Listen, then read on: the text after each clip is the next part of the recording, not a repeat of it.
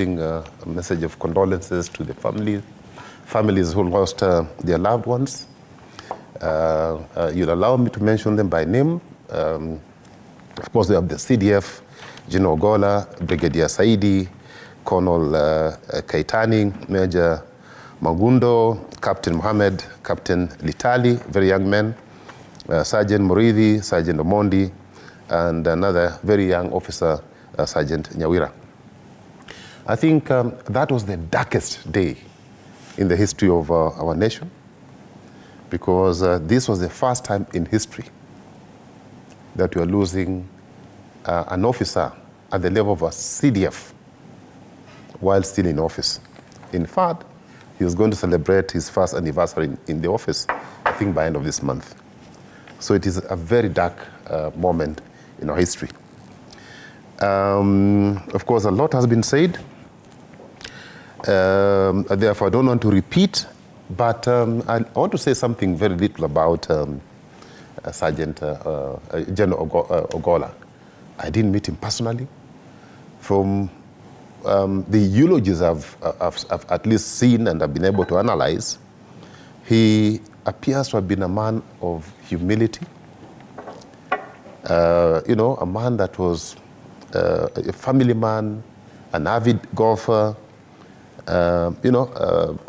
top professional, well-trained, somebody who cared for the community, somebody who cared for the welfare of his soldiers, somebody who really wanted to leave an impact, not only on the community, but to our defense forces. So we've lost somebody who, if this had not happened, would have seen some significant changes within the defense forces. I think I can only equate General Ogolla to General Tonje, who left an impact. And we keep on talking about the Tonje rules to date, although those in political power sometimes ignore these rules that were put together by General Tonje. And then, of course, there is something that we cannot ignore. This position of CDF has been going around 3 communities. Yet we have about 46. The Kambas have had this thing. Kalenjins have had it several times. Kikuyus have had it several times. So this one was the first one from western part of Kenya to get it.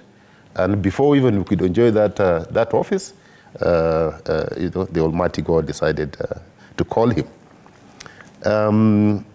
And then, of course, a man of a difference. He brought in, I could see he was somebody who really wanted to open up that space and not to shroud the whole operation in secrecy. Of course, there are certain things that I must say that I observed during the funeral. And my son, who is a trained aviator in Florida, Embry, really cautioned me from the time this accident happened, who said, "You are not an engineer, Dad. What business do you have talking about an aircraft accident?" And I said, I'm a politician. I said, "Oh, it's not about politics, it's about engineering. So be careful with what you say." But allow me to say this, that first of all, where I come from, we do not dance on the grave of a dead person. We take that matter very seriously. Number 2, we also accept the fact that the dead cannot speak back. So you cannot say things that put somebody who in a dead position to defend them, because they can't defend themselves. So you must be careful and cautious about what you say about this dead person. But there are things that were very profound that I saw during the internment of General Ogolla. People seem to have forgotten that Ogolla came from somewhere. Ogolla still has a father who was there, who just turned 100 years. There was no reference to the late father, and I could see the father in a lot of pain. Mm-hmm. That old man was really grieving. Where we come from, and most of us, this is our culture, it is the children who bury the parents. Here you have the father who is 100, who's turned 100, burying the son, who is not even 62. Mm-hmm. So I could see a lot of pain going through that. And I think those who are in charge of protocol, those who are given an opportunity to speak about General Ogolla, made a big goof.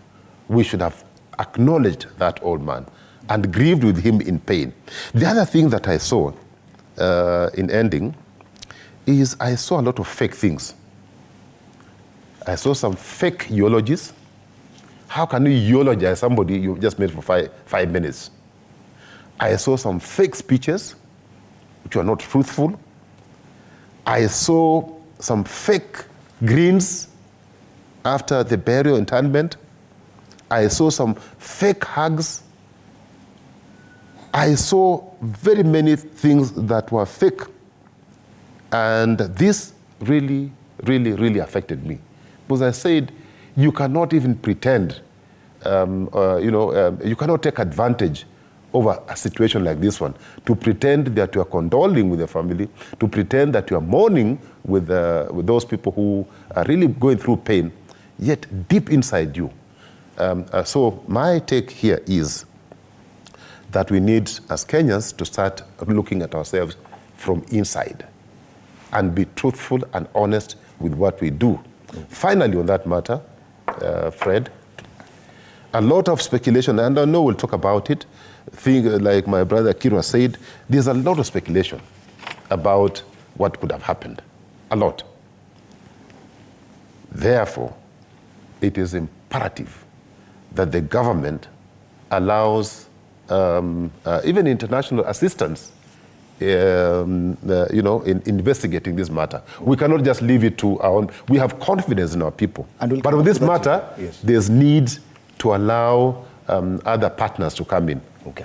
Bwana Kisia. Thank you, Fred. Thank you.